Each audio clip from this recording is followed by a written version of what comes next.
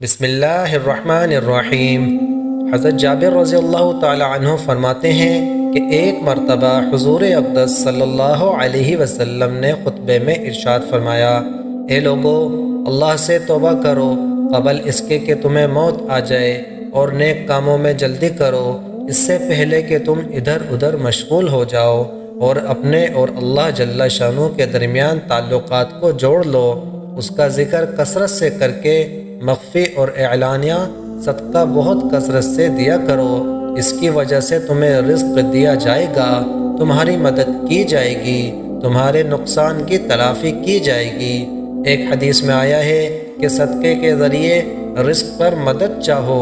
حضرت عبد الرحمن بن عوف رضی اللہ تعالی عنہ کہتے ہیں کہ حضور اقدس صلی اللہ علیہ وسلم نے ارشاد فرمایا، تین چیزیں ہیں، قسم ہے اس ذات پاک کی جس کے قبضے میں میری جان ہے کہ میں ان چیزوں پر قسم کھاتا ہوں۔ اول یہ کہ صدقہ کرنے سے مال کم نہیں ہوتا، اس لیے خوب صدقہ کیا کرو۔ دوسرا یہ کہ جس بندے پر کوئی ظلم کیا جائے اور وہ اس کو معاف کر دے تو حق تعالی شانو قیامت میں اس کی عزت بڑھاتے ہیں۔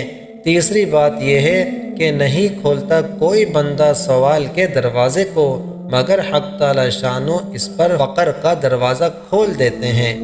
پورا واقعہ سننے کے لیے گزارش ہے ویڈیو آخر تک دیکھیں اور چینل کو سبسکرائب کر لیں، اور ویڈیو پسند آنے پر لائک کریں، شیئر کریں۔ جزاک اللہ۔ حضور اقدس صلی اللہ علیہ وسلم نے ایک واقعہ سنایا۔ آپ کے ارشاد کا مفہوم ہے کہ ایک شخص ایک جنگل میں چل رہا تھا، اس نے ایک بادل میں سے یہ آواز سنی کہ فلاں شخص کے باغ کو پانی دے۔ اس آواز کے بعد فوراً وہ بادل ایک طرف چلا اور ایک پتھریلی زمین میں خوب پانی برسا، اور وہ سارا پانی ایک نالے میں جمع ہو کر چلنے لگا۔ یہ شخص جس نے آواز سنی تھی اس پانی کے پیچھے چل دیا۔ وہ پانی ایک جگہ پہنچا جہاں ایک شخص کھڑا ہوا بیلچہ سے اپنے باغ میں پانی پھیر رہا تھا۔ اس نے باغ والے سے پوچھا کہ تمہارا کیا نام ہے؟ انہوں نے وہی نام بتایا جو اس نے بادل میں سنا تھا۔ پھر باغ والے نے پوچھا کہ تم نے میرا نام کیوں دریافت کیا؟ اس نے کہا، میں نے اس بادل جس کا یہ پانی آ رہا ہے یہ آواز سنی تھی کہ فلاں شخص کے باغ کو پانی دے، اور تمہارا نام بادل میں سے سنا تھا۔ تم اس باغ میں کیا کام ایسا کرتے ہو جس کی وجہ سے بادل کو یہ حکم ہوا کہ اس کے باغ کو پانی دو؟ باغ والے نے کہا کہ جب تم نے یہ سب کہا تو مجھے بھی کہنا پڑا۔ میں اس کے اندر جو کچھ پیدا ہوتا ہے اس کو دیکھتا ہوں اور اس کے تین حصے کرتا ہوں۔ ایک حصہ یعنی تہائی تو فوراً اللہ کے راستے میں صدقہ کر دیتا ہوں، اور ایک تہائی یعنی ایک حصہ میں اور میرے اہل و عیال کھاتے ہیں، اور ایک تہائی یعنی ایک تیسرا حصہ اسی باغ کی ضروریات میں لگا دیتا ہوں۔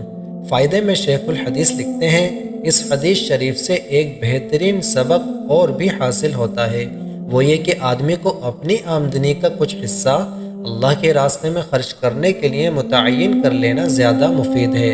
اور تجربہ بھی یہی ہے کہ اگر آدمی یہ طے کر لے کہ اتنی مقدار اللہ کے راستے میں خرچ کرنی ہے تو پھر خرچ کرنا آسان ہو جاتا ہے، اور خرچ کے مصارف اور مواقع بہت ملتے رہتے ہیں۔ حضرت ابو سلامہ رضی اللہ تعالی عنہ سے بھی حضور اقدس صلی اللہ علیہ وسلم کا یہ ارشاد نقل کیا گیا کہ صدقہ کرنے سے مال کم نہیں ہوتا، بس صدقہ کیا کرو۔ حضرت حبیب عجمی رحمۃ اللہ علیہ مشہور بزرگ ہیں۔ ان کی بیوی ایک مرتبہ آٹا گوندھ کر برابر کے گھر سے آگ لینے گئیں۔ پیچھے کوئی سائل آ گیا، یعنی کوئی مانگنے والا۔ حضرت حبیب رحمۃ اللہ علیہ نے وہ آٹا اس سائل کو دے دیا۔ جب وہ آگ لے کر آئیں تو آٹا نظر نہیں آیا۔ خاوند سے پوچھا، آٹا کہاں ہے؟ وہ کہنے لگے کہ وہ روٹی پکنے گیا ہے۔ ان کو یقین نہ آیا، اصرار کرنے لگیں کہ بتائیں کہاں پر ہے۔ انہوں نے فرمایا کہ وہ تو میں نے صدقہ کر دیا۔